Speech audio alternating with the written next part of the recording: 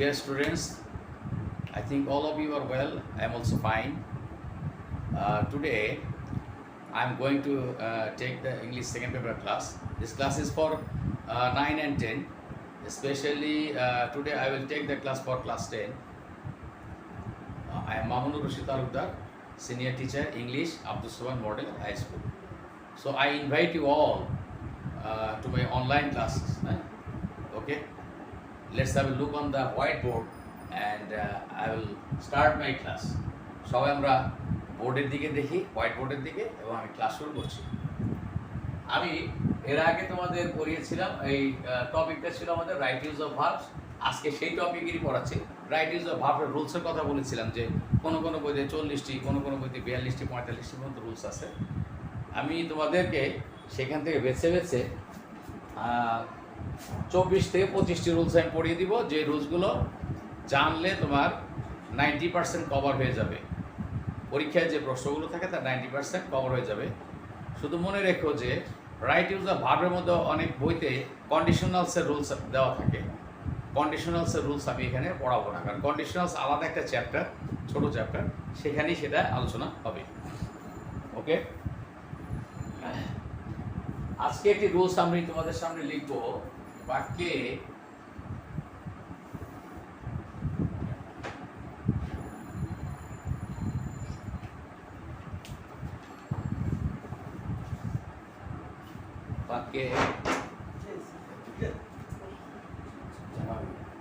Just already, বাক্যে just already, recently,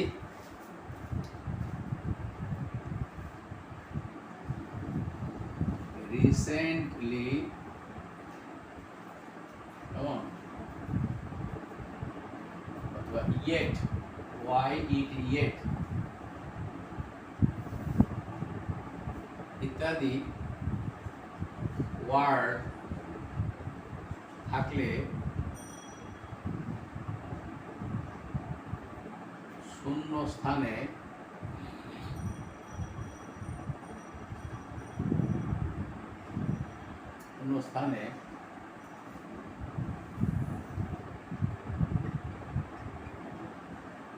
ভার্বটি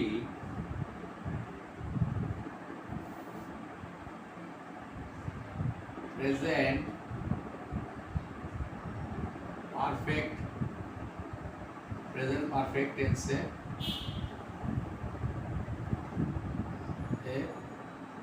হবে। এখন টেন্স সম্বন্ধে তোমাদের পরিষ্কার ধারণা থাকতে হবে।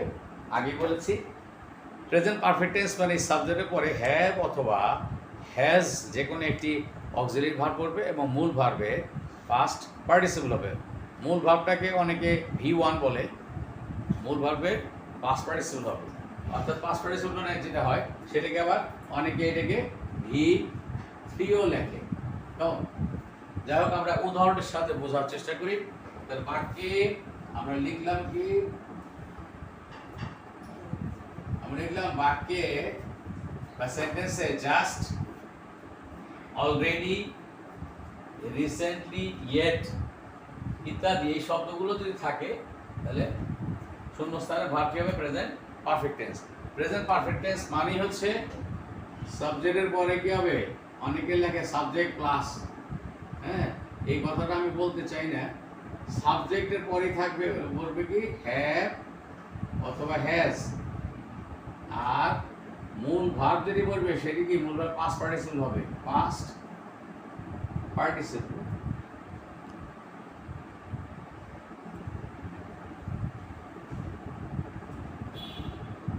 এই হচ্ছে বিষয়টি। হ্যাভ হ্যাজ, সাবজেক্টের নাম্বার পার্সোনাল হ্যাভ বা হ্যাজ করবে, মূল ভার্বে পাস্ট পার্টিসিপল হবে। এই হচ্ছে আমাদের বিষয়টি।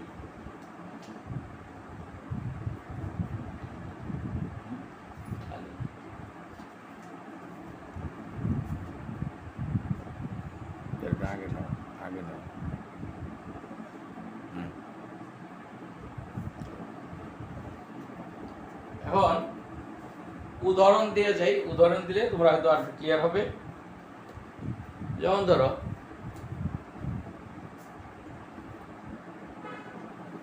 he has, sorry, and has লিখব না আমরা, dash already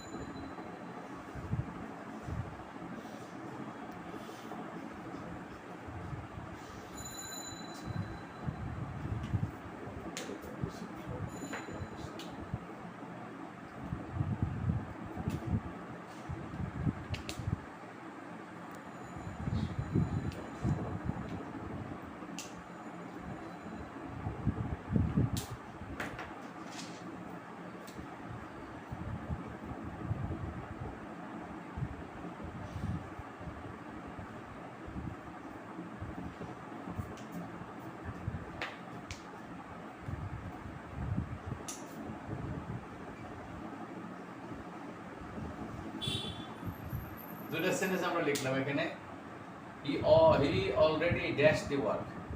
তাহলে এখানে দেখো বাক্যের মধ্যে কি আছে, বল আছে জাস্ট, অলরেডি, রিসেন্টলি, ইয়েট ইত্যাদি যদি থাকে তাহলে কি হবে, সেন্টেন্সের প্রেজেন্ট পারফেক্ট টেন্স হবে। তাহলে দেখো এখন বাক্যের মধ্যে তোমার এই শব্দটি দেওয়া থাকবে, এখন যেখানে আছে এই জায়গায় থাকবে, এইভাবেই লিখতে হবে এমন কোনো কথা না। আমরা যখন এই সেন্টেন্সে সলভ করব তখন আমরা লিখবো এইভাবে,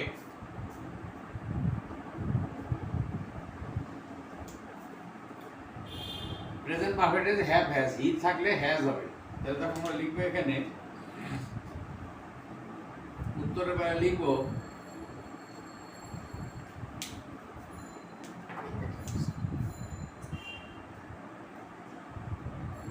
he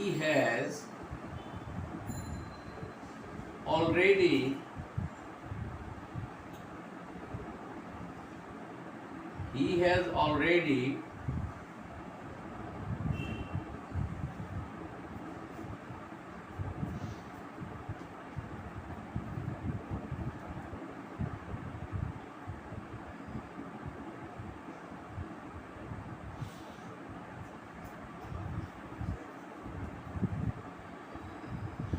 finished, এইটুকুর নিচে আমরা দাগ দেবো, he has already finished the work, সে ইতিমধ্যে কাজটি শেষ করে ফেলেছে। finished, fi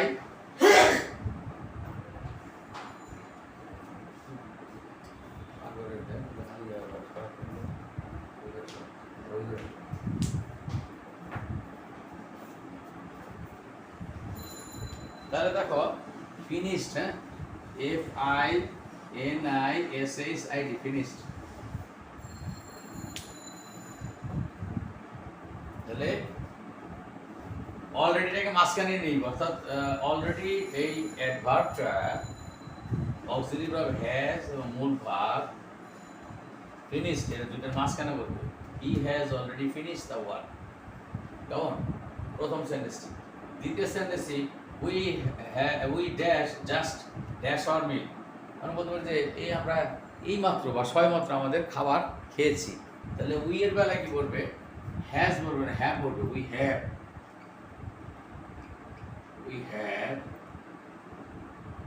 just eaten our meal.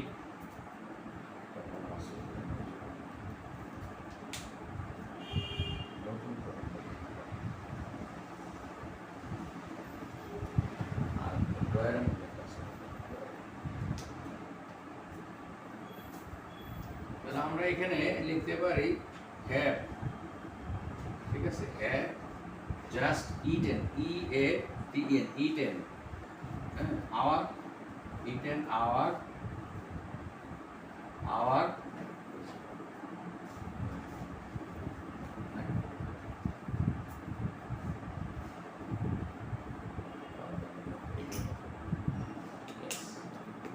তাহলে দেখো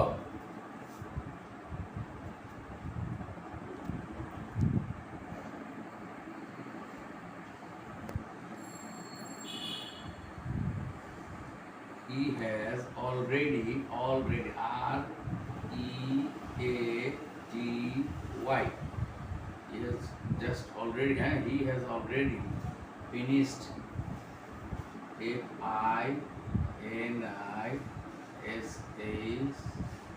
FINISHED, finished the work.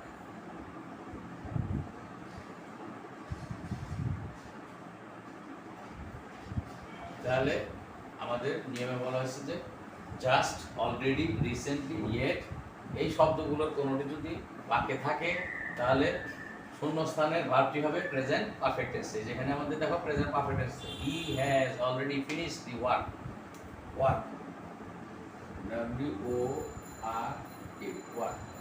সে ইতিমধ্যেই কাজটি শেষ করে ফেলেছে। এখানে হলো উই এর পরে আমরা হ্যাভ দিলাম, উই হ্যাভ জাস্ট, এই যে আমাদের জাস্ট শব্দটি আছে, জাস্ট ইটেন আওয়ার মিল, আমরা কি করেছি? জাস্ট শব্দ থাকলে ঠিক বা এই মাত্র, সবে মাত্র আমাদের খাবার খেয়েছি। এই হচ্ছে আমাদের সেন্টেন্স দুইটি। আমরা আরেকটি উদাহরণ দেখতে পারি। ইয়েট এর ব্যবহারটা দিয়ে একটা বাক্য দেখতে পারি।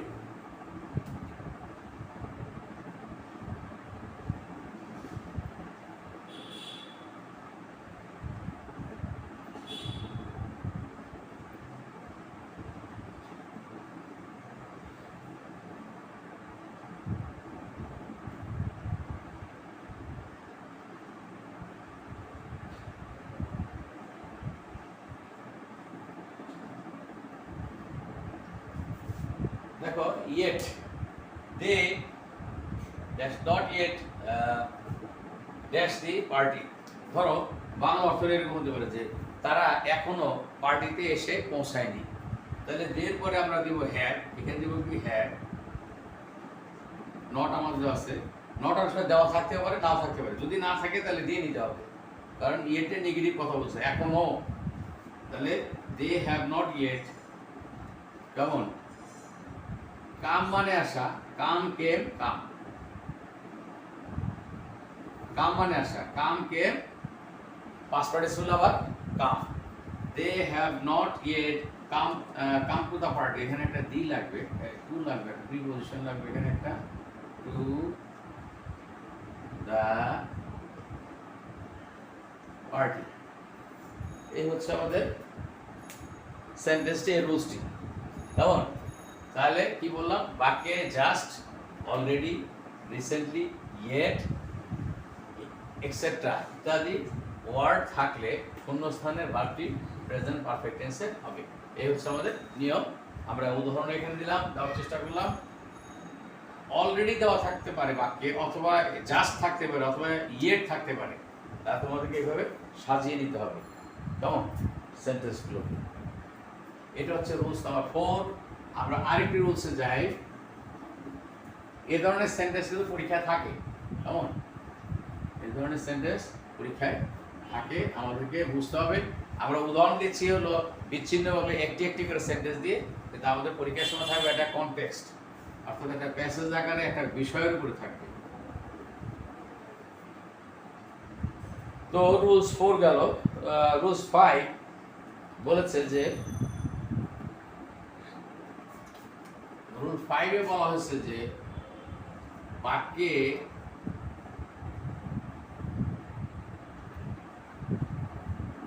হ্যাভ, হ্যাজ অথবা হ্যাড থাকলে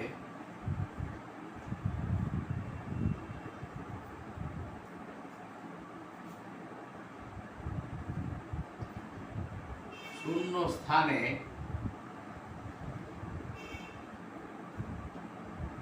ভার্বটি পাস্ট, শূন্য স্থানে ভার্বটি পাস্ট পার্টিসিপল হয়, পার্টিসিপল হয়। কেমন? এখন যাদের পাস্ট পার্টিসিপল সম্বন্ধে ধারণা নাই তাদের মনে রাখতে হবে যে আমাদের বইগুলোতে, গ্রামার বইগুলোতে লেখা থাকে যে কনজুগেশন অফ ভার্ব, সেখানে একটা ভার্বের তালিকা দেওয়া থাকে। যেমন থাকতে পারে এরকম যে ব্রিং, এর পাস্ট ফর্ম হলো brought, BROUGHT, brought. Past participle হবে কি, রূপটা ব্রডই হবে, BROUGHT। অনেক ভার্ব আছে যে পাস্ট এবং পাস্ট পার্টিসিপল ফর্ম একই, তাহলে এটা প্রেজেন্ট ফর্ম যেটা, এটাকে আমরা বেস ফর্ম বলি। Base form, past participle. তাহলে এখানে আমাদের কি পাস্ট পার্টিসিপল ফর্মগুলো বইতে দেওয়াই থাকে, এগুলো আয়ত্তে রাখতে হবে তোমাদেরকে। এগুলো আয়ত্তে না থাকলে সমস্যা। কেমন? যার যত বেশি ভার্ব আয়ত্ত থাকবে, মুখস্থ থাকবে অর্থ সহ, তার তত বেশি সুবিধা হবে এই রাইট ফর্মস অফ ভার্বের প্রশ্নগুলো সলভ করতে। হ্যাঁ, যেমন গো ওয়েন্ট গান, যেমন আছে গো ওয়েন্ট গান, এটা উচ্চারণ করা অনেকে গন, এটা উচ্চারণ গন হবে না, গান। গো ওয়েন্ট গন, গান। ডু, ডিড, ডান ইত্যাদি। তাহলে আমরা পাস্ট পার্টিসিপলের ধারণাটা পেলাম কিনা, যে পাস্ট পার্টিসিপল জিনিসটা কি, তাহলে বুঝতে সুবিধা হবে। বাকি হ্যাভ, হ্যাজ, হ্যাড, হ্যাভ অথবা হ্যাজ স্ল্যাশ মানে অথবা, অথবা হ্যাড ইত্যাদি, এই তিনটার যে কোনোটা থাকলেই শূন্য স্থানে ভার্বটি পাস্ট পার্টিসিপল হবে। এটা আমাদের মনে রাখতে হবে। আমরা উদাহরণের সাথে বোঝার চেষ্টা করি।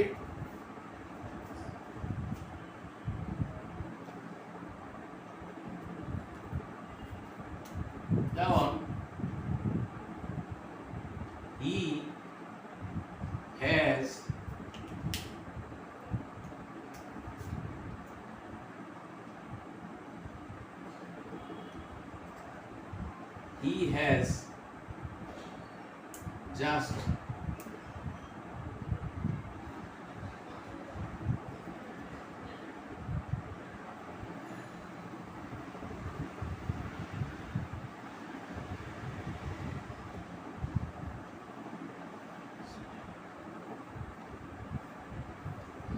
he has just dashed his breakfast।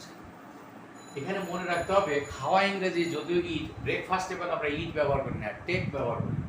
তাহলে আমাদের শূন্য স্থানে কি বক্সের মধ্যে এরকম ভার্ব দেওয়া থাকবে, অনেকগুলো ভার্ব দেওয়া থাকতে পারে, যেমন ইট, কাম, হ্যাঁ, টেক, এরকম দেওয়া থাকতে পারে, এইভাবে ভার্ব দেওয়া থাকতে পারে। কেমন? বক্সের মধ্যে দেওয়া থাকে, এরকম 10টা ভার্ব দেওয়া থাকবে, আমাদের কনটেক্সট অনুযায়ী ভার্ব বসাতে হবে। He has just dashed his breakfast। তাহলে এখানে আমরা কি লিখবো? টেক থেকে হবে taken, TAKEN, taken। He has just taken his breakfast। He has just taken his breakfast। সে এই সবেমাত্র তার নাস্তা খেয়েছে। কেমন? তারপর আরো হইতে পারে we have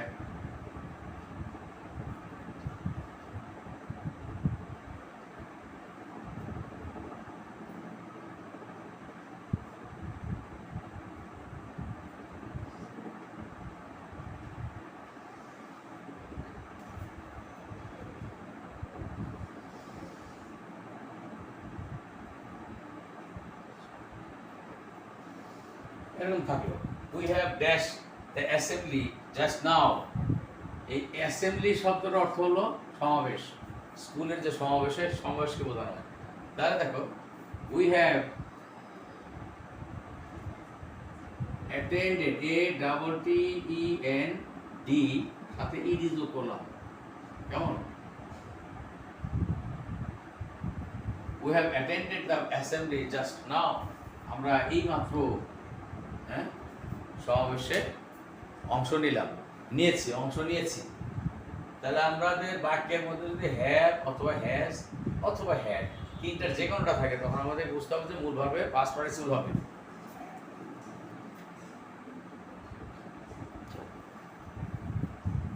কেমন? আরেকটা উদাহরণ দিই হ্যাড দিয়ে।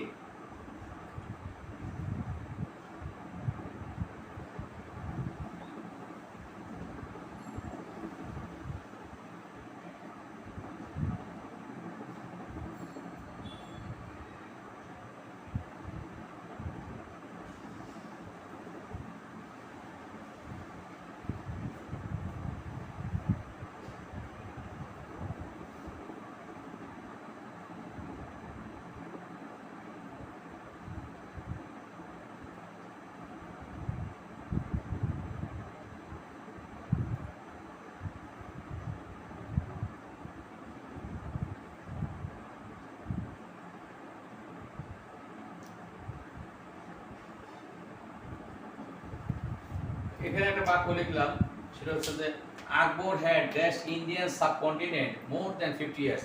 আকবর প্রায় 50 বছরের বেশি সময় কি করেছিল? ভারতবর্ষ শাসন করেছিল। এখন শাসন করা ইংরেজি আমরা গভর্নও লিখতে পারি, আবার রুলডও লিখতে পারি। রুল লিখলে RULE একটা ডি লাগাই দেবো, ruled. Akbar had ruled Indian subcontinent more than 50 years. তাহলে এখানে খেয়াল করো, হ্যাভ হ্যাজ অথবা হ্যাড যদি থাকে বাক্যের মধ্যে, এখানে হ্যাড আছে, এখানে হ্যাভ ছিল, এখানে হ্যাজ ছিল, এরকম থাকলে মূল ভার্বে কি হবে? পাস্ট পার্টিসিপল হবে। রুল, এখানে অ্যাটেন্ডেড, এখানে টেকেন। এই হচ্ছে আমাদের কি 5 নম্বর রুলসটা। তো এই রুলসগুলো পরীক্ষায় প্রায়শই থাকে। তোমরা রুলসগুলো আয়ত্ত নিবে এবং বইও পড়বে। শুধু যে লেকচারের উপর নির্ভর করেই ক্লাস করবে তা না, লেকচার শুনে বোঝার চেষ্টা করবে। পরবর্তীতে তুমি যখন বই পড়বে তখন তোমার কাছে বোঝার বিষয়টা একটু সহজ হবে। তো প্যান্ডেমিক সিচুয়েশনে সবাই সুস্বাস্থ্য কামনা করি এবং সবাই ভালো থেকো, সুস্থ থেকো, অপ্রয়োজনে বাইরে যেও না। আল্লাহ হাফেজ।